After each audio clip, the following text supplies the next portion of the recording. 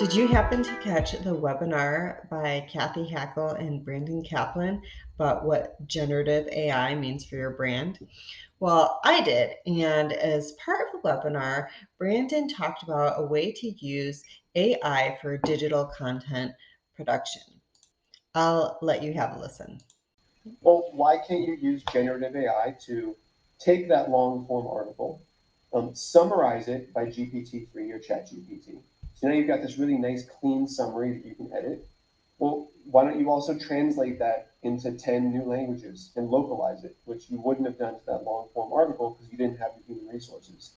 I thought I had to put Brandon's digital content production to the test. So I took this post that I wrote about 5 steps to a successful conference room pilot. So I went over to ChatGPT and I asked it to summarize the article down to 280 words. And here is the response it gave me.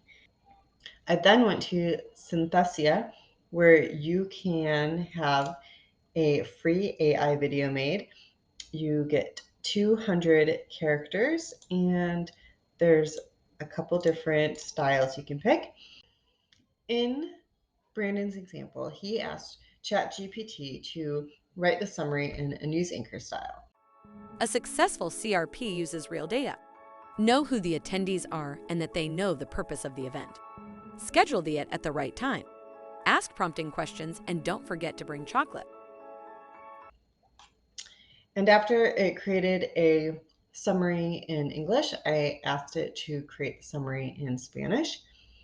So I asked GPT to cut down the Spanish summary for me to 200 characters. I entered it in, and this is the result.